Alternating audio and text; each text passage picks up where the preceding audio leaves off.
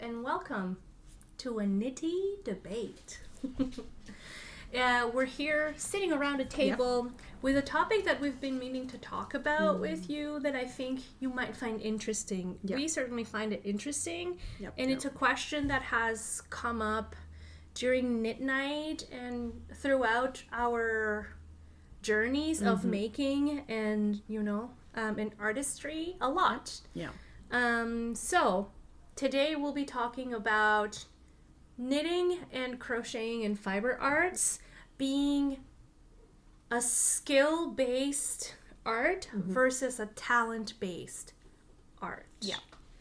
And so why don't we start with a couple of definitions? Yes. So I did a quick Google, and according to the first thing that popped up on Google, a talent is an innate natural ability that a person is born with. It's a gift that exists independently of the person's effort or desire, versus a skill that is acquired through learning and experience. It's developed over time through dedication, education, and practice. So talents can be unique and skills can be attained. Interesting. Because when we talk about talent being innate, we exclude those artists that want to get into fiber arts, because if they are not born with a talent already, excuse me, you're excused. If you're not born with the talent already, we are saying you're not good enough to start. Which I think is a really exclusionary concept. Agreed. But at the same time, I don't know if I fully agree that it is just a skill, because you have to have a little bit of both, right? I mean, skill definitely is, in my opinion, the bigger player than talent. But at the same time, it's true that talent will help elevate your skills, right? So essentially, you're going from, it's almost kind of like saying if you start with talent and then you add skills to it, you already have a head start. And if you don't have and by talent I think we mean like an innate talent or something like you like it's almost natural to you. But if you don't have that, you can still do those things. It's just that it might take you a little bit more time and effort to and obviously you're gonna have to put more work into it, but you can still do those things. It's just that you're kind of like starting a little bit further back, I would guess. I think I don't want to say that knitting itself is the talent. I want to say that if we're talking about an innate ability, that would be more like hand-eye coordination. That would be more like being able to visualize something that is like converting it from 2D to 3D in your mind. That would be, say, the ability to do math quickly, or like those kinds of things, I say would fall more under the talent, because it's something that you may or may not already have a propensity for. But That's true. The physical action of knitting itself, that would be the skill. Because just like when you look at athletes, you can have somebody who is born with the right genetics to make them a fast runner who, like Michael Phelps, doesn't produce a lot of lactic acid so that they can keep swimming for much longer than everybody else. But just because you have the ability to do that, that's raw. You still have to hone it. So that's where the skill comes in, of being able to take what you can do, that raw diamond, and you polish it into the actual full scale ability of knitting itself. And it's interesting that you mentioned that there's a propensity or an affinity for the plastic arts. I think that has to be present in order for anyone to want to develop the skill of fiber arts. Right? And I feel like it's very clear that those people that get into fiber arts, they start with one, and it's very evident that you have the affinity to do the others. Right? If you're a knitter, you probably also will like crochet. If you're a sewer, you're probably also going to like quilting, So could we say, theoretically, that the skill part is the mechanical, like you just mentioned, right? So the actions and the techniques that you use, but the talent is maybe the creative part. The fact that you go from, I know how to do something, to this thing becomes a product or like an object or something I can use, something I can wear. So it's the creative part. That's the talent part, right? I like that. So like the skill is the motor skills that you use to make it. But then the talent part is the creativity. I'm going to make a sweater, a shawl, a skirt, whatever it is that you make. Yeah.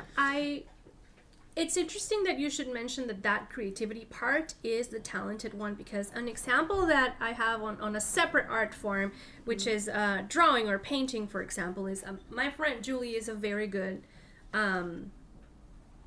drawer and painter. But I've complimented her before, and she's like, no, I'm not good at it. I can copy something that exists, and it'll turn out okay. But I don't develop things. I can't draw things from memory. I can't like paint something out of the blue. I have a reference and I copy that onto paper, and that's what's happening. So to her, it's not a talent. But to me, as an outsider that doesn't have the motor skills to do that, even if I had a reference, I wouldn't be able to reproduce it. But it's right? funny that you say this, because essentially it's the first step towards talent is imitating art. So she has the talent. She's just in the phase of I imitate because I do the same thing. I'm in the same thing. Well, I was, because I haven't drawn in a while, but when I was drawing and painting, that's what it was, is I wasn't able to create my own design, but I was able to reproduce it very well. Yeah. But that's how you get better. That's how your talent evolves. Now I ask the audience, and I ask the two of you, if talent is what allows us to take those motor skills and techniques and translate them into finished objects, then is knitting and crochet and the fiber arts accessible to anyone who's willing to put in the skill and the time to develop it? Because there are other talented designers out there that are doing the work of translating. Bilbo's just under the table. He's having a ball. Sorry, my dog's under the table. That are doing the work to translate these concepts into products that we can then follow instructions to reproduce. Well, that's where we all start, right? Yeah. Like when we first get into making, be it sewing, crochet, knitting, macrame, whatever, really. Any handicraft you want to pick up, you start by reproducing something, by following directions to the letter. And it's only with time, with developing the structural understanding of garments, blankets, toys, whatever it is that you're making, can you then begin to modify yourself. And so it's almost like a step by step. You go from taking 100% instruction to taking instruction as guideline to looking at the guideline and being like, I have a vague inclination in that direction, to just starting from scratch your own thing. And that develops over time with comfort, with practice, which leans more into the skill side to the talent side.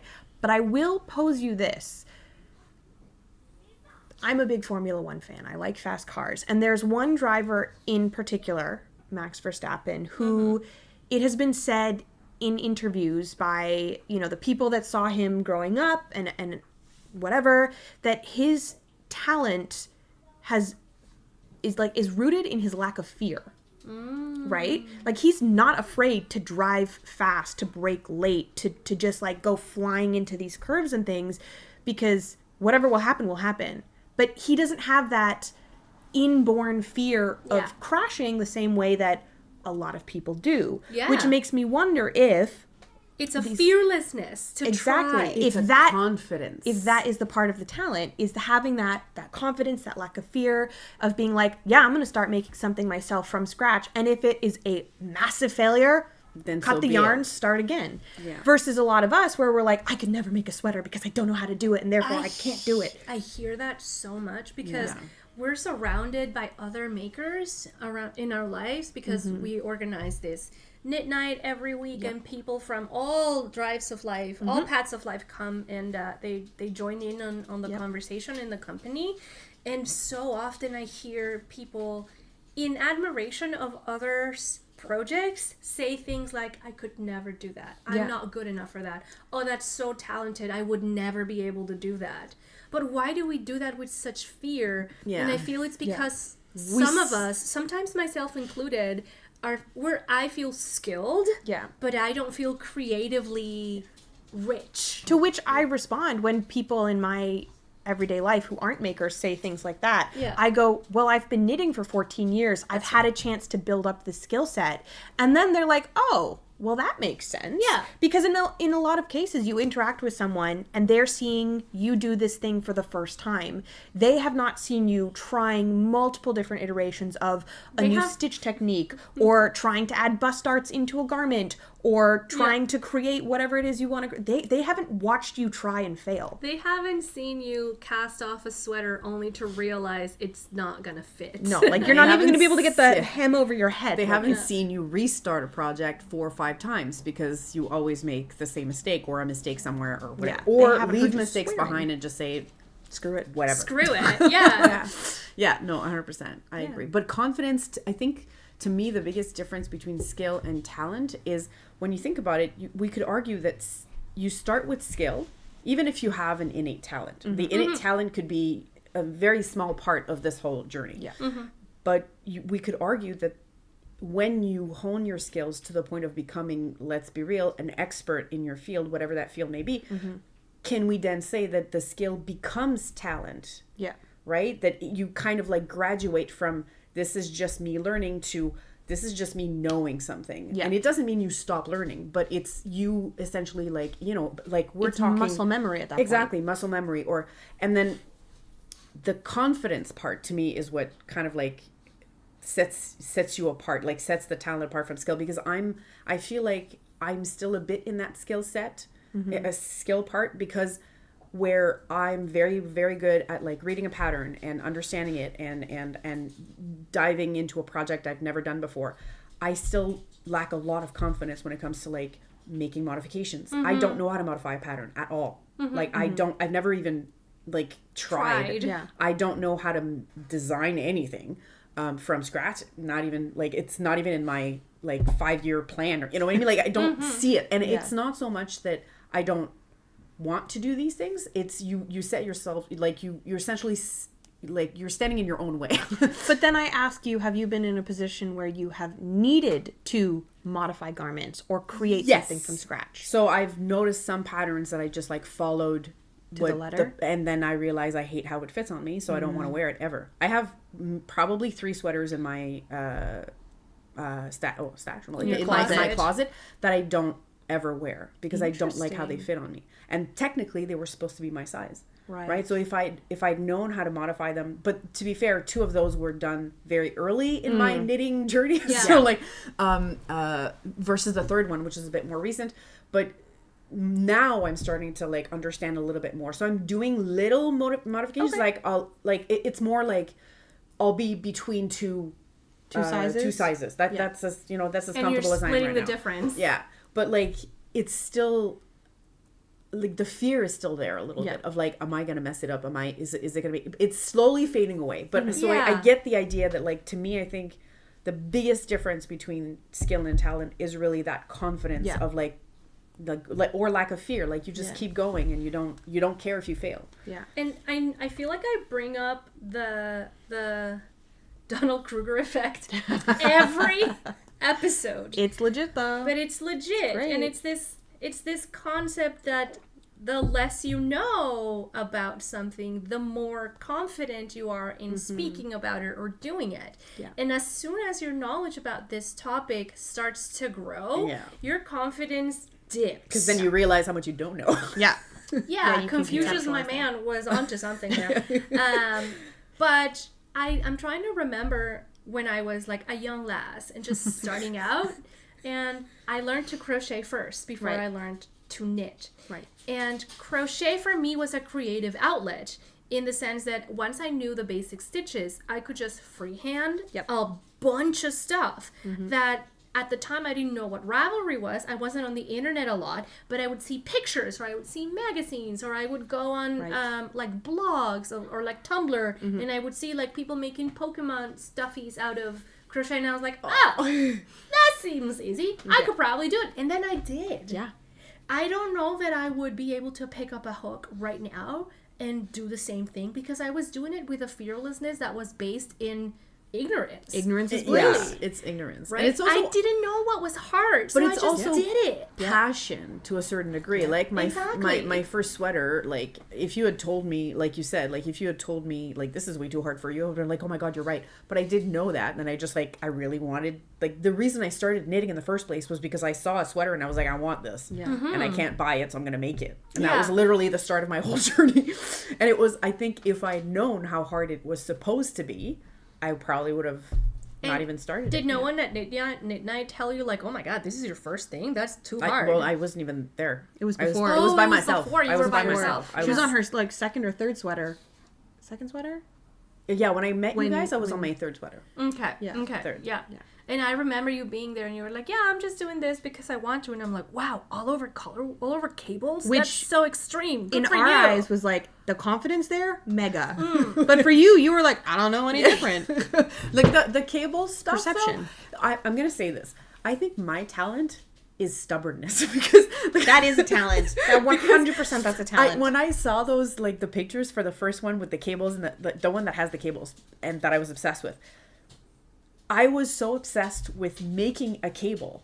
I went, I read, I went to YouTube, I did all of these things, and it was not talent at this point. It was just sheer stubbornness to, I need this in my life, and I want this stupid technique. Yeah. And it is a sweater, so it's really hard to not remember this technique once you've done something so big. So it was essentially like, I know how to make it, and I can make it forever now. Yeah. But I think my talent when it comes to, like, just sheer talent is just being stubborn at this point, because I didn't want to, I didn't want to let it go. Yeah. So maybe there's a bit of that in the talent pool. Yeah, It's just, it's confidence and stubbornness to not let it go. But there's also like, I feel like talent also dips a little bit into preference. Yeah. Because for example, I keep thinking about like musicality, right? There's a lot of people that are very musical. I consider myself as being like musically inclined, but not necessarily talented, right? Like I could keep up a beat and I could keep up a melody by ear, but I'm not trained in anything musical. So if you ask me to like reproduce the way a song sounds, I could probably do it and it wouldn't be unpleasant. But I don't think I have the drive to want to explore that talent in me. Yeah. Because it like the skills required to get good at music are so hard. But in it's my experience that I don't have the motivation to seek it further. Yeah. And that's the thing, right? Because some people will have amazing talent and then they just don't, this is not the passion they want to pursue, and there's nothing wrong with that. Yeah. Right? Like it's a little bit of you see that sometimes in parents who try to like, they see something that their kids can do and they're good at, and they're like, oh, you play piano super well, let's do this. And then the kid's like, no, I don't like this. I don't like this. So you sometimes you have to listen, by the way. Yeah, they tell you they don't like it. But that's the thing, right? So talent doesn't necessarily mean that this is what you need to pursue. It could very well be just you're good at it, but then you choose to do something else with your life, and there's nothing wrong with that. I feel like you can get to the same place with talent and skill. For the most part, for most things, you can get to the same place of competency with both talent and skill. It just will take you a little bit longer with skill alone. Yeah, The combination of the two is what creates those like once in a generation hockey players, or those like child prodigy concert pianists or whatever. It's the combination of the two. So what I'm hearing is if you have talent or you have skill, you can be a very fulfilled fiber artist. Yes. If every 1 in a million people happen to have a high level of both talent and skill, that's where we get our Elizabeth Zimmermans, our Kate Atherleys. Yep. That's where we get our Karl Lagerfelds, right? Yeah. Yeah. But I don't think it's necessary to have them both. And if you don't have skill but you have talent and you just want to kind of freehand whatever there's you're nothing wrong making and with you're that. happy with the result, who cares And if always you're skilled? and always know that skills can be learned, 100%. right? He's just looking. He's just Licking himself. He's doing his thing. I think what it comes down to is like the level of dedication you want to put into it, because what is the level of fulfillment you want to get out of it, right? If you want to become a professional in your chosen field, the level of dedication to that skill building you have to put in is probably 10, 15, 20 times higher than if you want to be a person who is incredibly proficient but not making their livelihood. That's the difference, right? It's very different if it's a hobby versus this is what I want to make my money off. And I don't want to invalidate someone who is Hello, mascot. inherently talented and inherently skilled, but who chooses not to become a professional. Yeah. That, as you said, like, it's about passion as well. Yeah, it's about interest. If you're not interested in it, who says that you have to follow your talents? You don't have to if You you don't have to, right, Bilbo? Because his talent is licking feet, but we're stopping that in this We don't like that, actually, so we're not going to pursue that. But he's very talented at it. He's sneaky very about talented. it. He is. Specifically her feet. But I also want to say, like, because I've been teaching new knitters and new crocheters for a while now, and it's very interesting for me to see when two people of different backgrounds pick up needles for the first time. It's very often I'll see one and they get it on the first go and all their stitches are super even and like they I don't have to explain anything and they start having like really advanced questions about things that I haven't even taught them yet. And there's the other side of the coin where they're so excited, but their stitches are just like a million different sizes and like they're skipping or slipping stitches or they just don't understand what the movement is. Yeah. And I feel like that was more, that it hits closer to home to be on the struggle bus at the beginning than to be really good right off away, the bat. Well, I have an example of pretty much exactly this scenario that I would like to posit. One of my own examples. I took, and I feel like I've said this so many times, I took an Intro to Brioche class at Knit City, Toronto this year with Kate Atherley. I have never done brioche before, and I am one of those people who really doesn't want to screw up in front of strangers. I really don't. Elder child syndrome.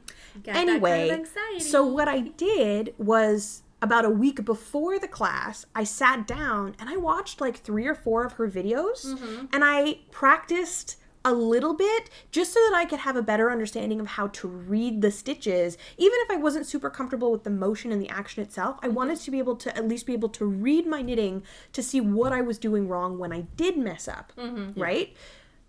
Fast forward to the class. I'm seated at a table with a group of knitters. All of us, we've been knitting for different amounts of time. But I was sitting next to this one woman who'd been knitting for like 35 years. Damn. And she was really struggling to pick this up.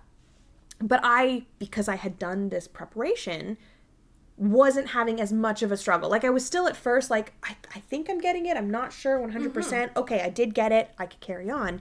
But at one point, she got really flustered and she put her stuff down and she's like, I don't understand why I'm not getting it. And I looked over and I could see what it was that she had mistaken, but I wasn't going to correct her. I was going to leave that for the professor of the class. And after Kate came around, fixed it up, this woman leans over to me and she says, you got it so quickly. How did you get it so quickly? And I was just like, well, I wanted to make sure I was really going to get the most out of this class. So I did a little bit of preparation beforehand. I watched some videos. I did some practice. And so I knew I didn't necessarily have like the dexterity to get it down right away, but I wanted to be able to focus on that and have the information already in my brain so that I could let my hands learn while my brain already knew. And she was like, wow, that's actually really smart. Yeah. Because I took a look at where I didn't have the talent, which was doing both things at the same time. Yeah. Learning the movement and learning the technical structure of it. And I divided the two and I was like, how can I use this like drop in the talent bucket that I don't have, like this low, how can I maximize that when it comes to the actual learning of the thing? And I would say that you are innately talented at fiber crafts. I would say that about you. After 14 years, yes. After 14, I mean, yeah, but like I feel like even 14 years of skill make you an expert. True. Artist. Yeah. But the fact that you're also a talented, like, fiber artist, to me means you have an eye for color. You have an eye for fit. You can, you know, you can, like, predict when something's going to fit you or it's not going to fit you. You can predict if you're gonna like the end result as you are making it. And to me, that's talent. It's being able to look ahead and interpret technical lingo. See, but I see that things that you can see in your mind. I see that as skill. You because do? that's something that is a knowledge base that I have built over the last decade and a half But that comes of back to long and careful study and practice. But it comes back to what I just mentioned, which is skill becoming talent, right? So it's essentially skills being developed to the point where we're just graduating to the talent phase because it's no longer just a skill. It's I think maybe we could say it's the mega skill of being able to put together all the pieces and you know, like not just the motor skills, but the understanding your weaknesses versus your strengths, understanding, you know, like that's the talent. Well, then that's actually a good point to make, that like you can be a really incredibly proficient expert knitter without necessarily having a quote-unquote knitting talent. But if you are talented in time management, learning new skills, project interpretation, like all of these other soft skills that are adjacent to quote-unquote just knitting or just crocheting or whatever, but if you are incredibly talented in all those other things, they then lead to a much easier time building that individual making skill. 100%. I think so. And I was going to make a point about you can't have one without the other, but I actually think you can. I think you can have one without the other and not care about it. If you are talented and you don't want to develop your skills, that's totally fine. And if you are very skilled and you feel like you don't have innate talent for it, you can have a really fulfilled career or journey or hobby life where you're just reproducing other stuff. And that is satisfactory as well. Yeah. You know? Yeah, I agree. It is. So what do we say to people? What will we say to people the next time that they ask us, like, oh, you're so talented, I could never do this? Well, I say what I always say. I've been knitting for 14 years. I've had a chance to build those skills. And I try to equate it to being like, you just got to keep practicing. You just got to keep at it. Yeah. Like, I think it's, for me, the best thing I would say is, because that's what worked for me, is if you stick to patterns and materials that really spark joy, Things that inspire you and that motivate you to actually like keep going, because that to me was the biggest the biggest thing to help me. The biggest motivation was, this is something I really, really want in my life. That, you know, like, because I think I've been knitting for maybe 7 years now. I want to say 7 or 8 years. And I had a bit of a break because my mom tried to teach me when I was 10, and I was a hyperactive, crazy monkey, so that didn't happen. Yeah. And then I kind of like just decided in my 30s, let's do it again. But what really drove me was that. So I think, yes, it's practice, 100%. But what stopped me the first time was practice on a scarf and you'll be fine. No. And you hated the I hated it. I probably knit like 10 rows and I threw it I didn't want anything to do with it. Because you were bored. Because I was not interested in that. So for me, what I would add to the practice part is go for something that really, like, you want this in your life. Even if it's a little harder and out of your comfort zone. Because you want it that much, your stubbornness will come out. maybe that's part of the talent. Find something that will keep you engaged. Yes. Yeah, and then 100%. going for it. Especially if you have ADHD. Yeah, no. Because you need that in your life. You get bored easily. You know what I learned about ADHD specifically, because I was diagnosed earlier this year, is that usually when people have this disability or this disorder in their brain, as a child, you like excel in school for the first long half of your academic journey. And then suddenly when things start getting technically hard, then you really dip. Or you have a big valley in that career, and then you either also develop anxiety to make up for it, or you drop out. And so I equate that, because that was my experience as well. Like, I really cruised with no issues through my entire foundational education, and then as soon as things started to get a little difficult, and I'm looking at you, differential calculus, that's when you have one dip and suddenly you realize, oh, I'm a fraud. I'm not actually good at school. I was just able to remember shit. Oh, can we swear? Yeah, yes we can. This is I'm our just channel. able to remember shit and like ace the exams, and I'm charismatic enough that if something's new, I'm going to give it my all for a good 3.5 minutes, and it's gonna come out right. But when I have to put the work in it, I can't, or I don't want to, and then I fail. And I feel like having this kind of neurospiciness sometimes also makes it a barrier for you to get better at things that you're talented innately with, because you start slow and you're like, I am flying, I got this, no problem, I'm gonna make a cable sweater from the start, incredible, no issues. And then the moment you encounter a barrier or a challenge, you're like, actually, I was faking it, I'm an imposter, forget it, I'm not talented at all, this isn't skill, I'm quitting today. Yeah. She's right. Wow. That's kind of how it feels. Like for me, my school life was kind of like that, a little different because I was diagnosed so early. So for me, it was a lot of this. It was up and down. It was up and down. And for most of it, it was a lot of like, just give her something to do. So, because I was a problem everywhere. Like I was just too much energy, pent up energy, and I didn't know what to do with it. But it's the same thing where you have a lot of that, imposter syndrome, or you think you know something and then you realize like it's not that you don't know, you're in your own way is what it is, really, because ADHD or autism, for example, it helps you pick up things really quickly because there's this element of novelty that when you try something for the first time, you can get it because you're excited, right? And you do it and it turns out and you're like, yay, serotonin, right? Pretty much. But then the moment it starts to get hard, you're like, I don't want to work at this. So that I must thought mean I was that gonna I'm be not perfect. good at it. Yeah. If it's not perfect, I'm not good at it, right?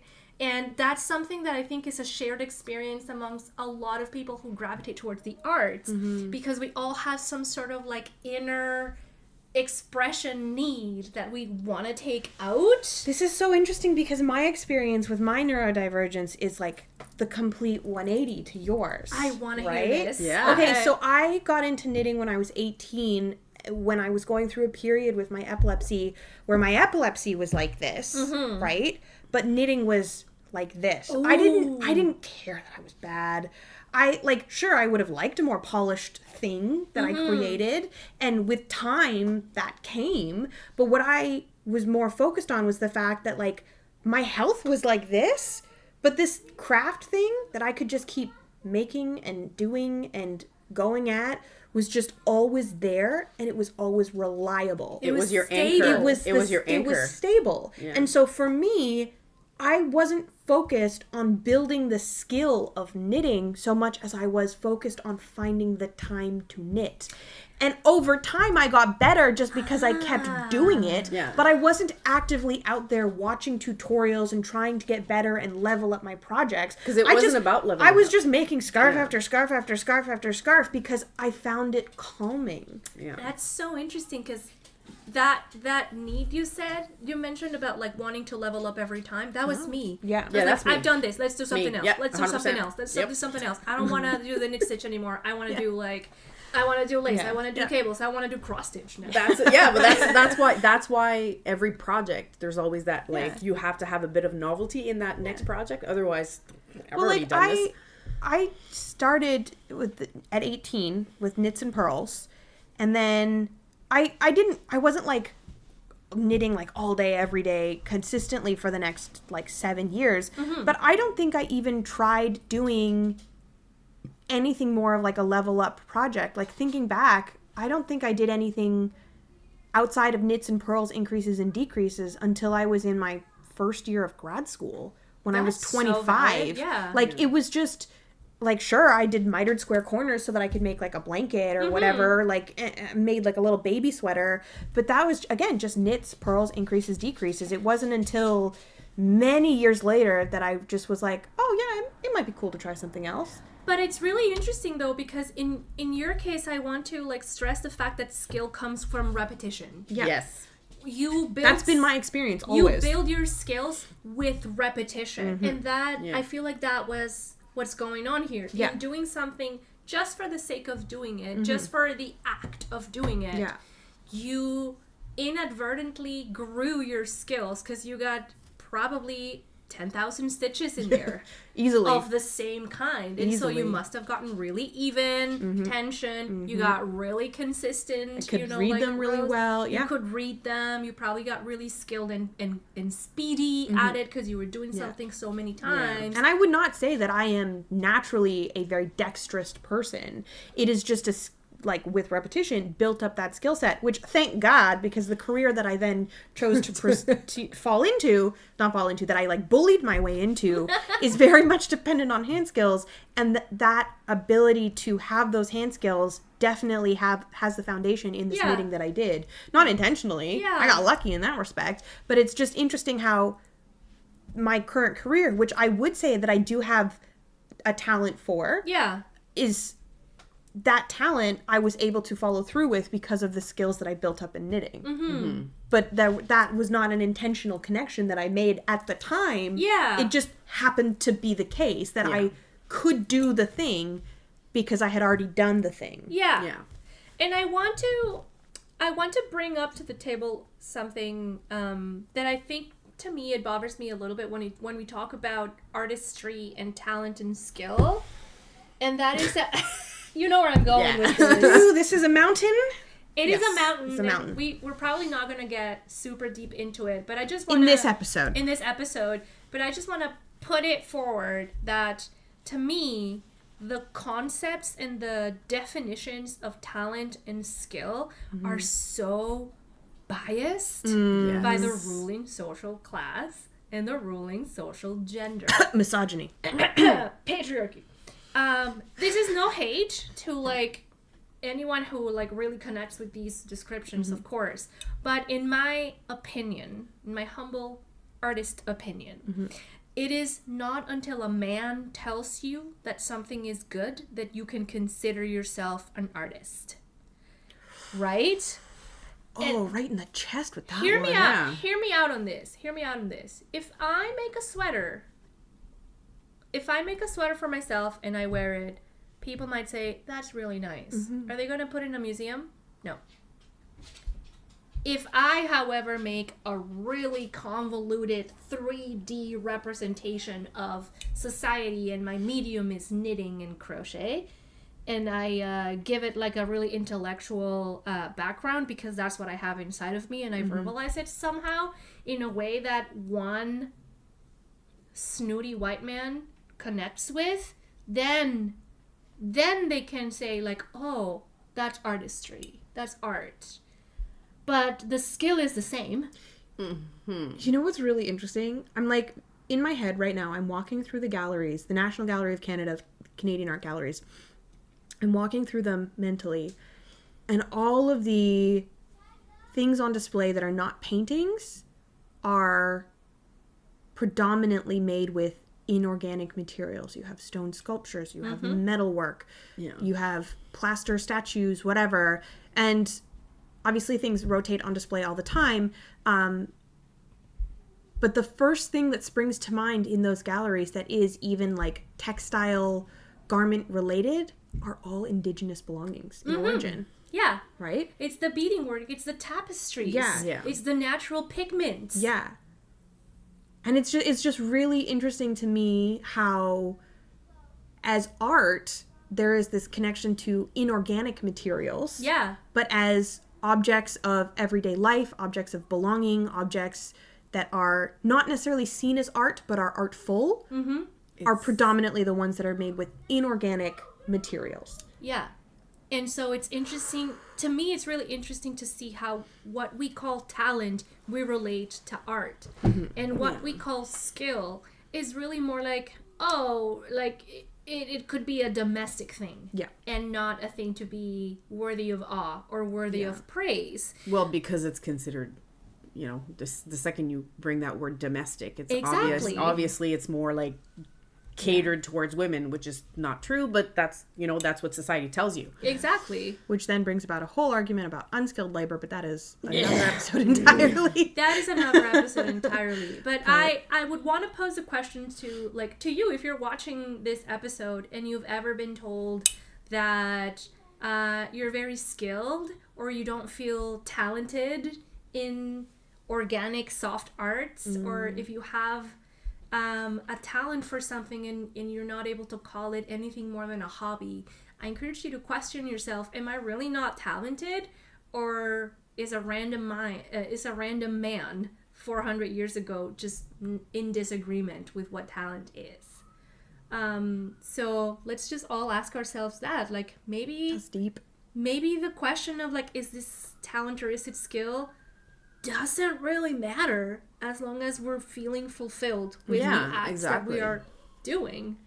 And I would just like to say as well, to add on to that, that if you consider yourself an artisan, a craftsperson, a master, that you are correct.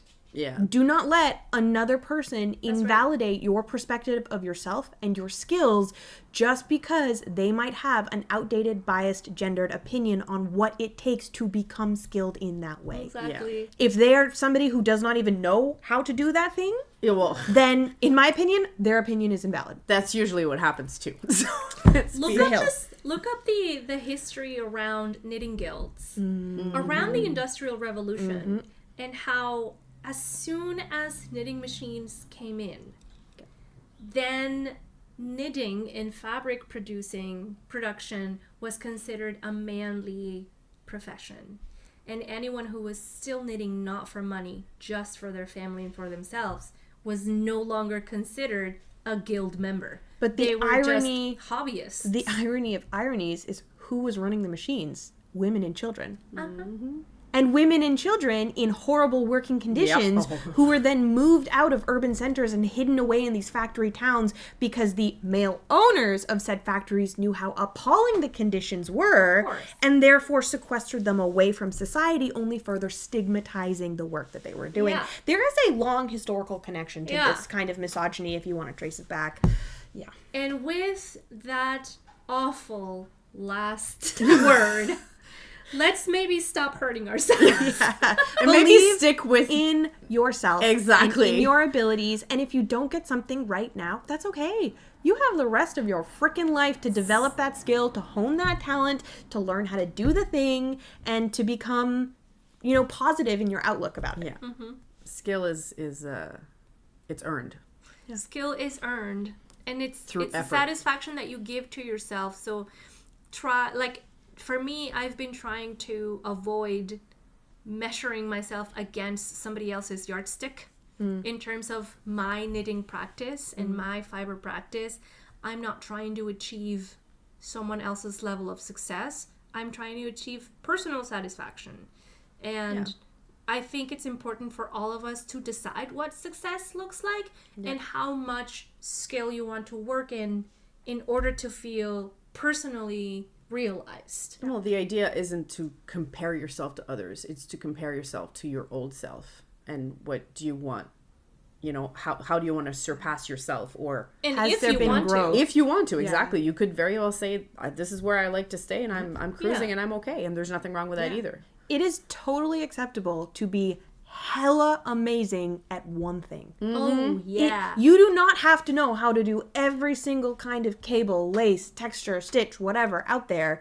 You can be the cable queen and be equally as experienced and a master of your craft as you are somebody who does actually know how to do all of those things, but doesn't do them regularly and may not do them to that perfect exact tension every time. Yeah. And it is also okay to be a jack of all trades and a master of none. Yeah. That's all right. Whatever brings you joy. Again, it is about your self-perception at the end of the day. And if you are proud of yourself, you be proud. Yeah, Be proud. Be proud. So in conclusion, Be proud. is talent With yourself. Is talent greater than skill or skill greater than talent? Neither is greater than the other, in my opinion. If you are content with yourself and your practice, that's enough. Yeah. But they are good friends, or they can be good friends. They can be good friends. They go hand in hand. And with that, those were our Pearls of Wisdom. Thank you for See watching. you later. Thank We'll see you you. later.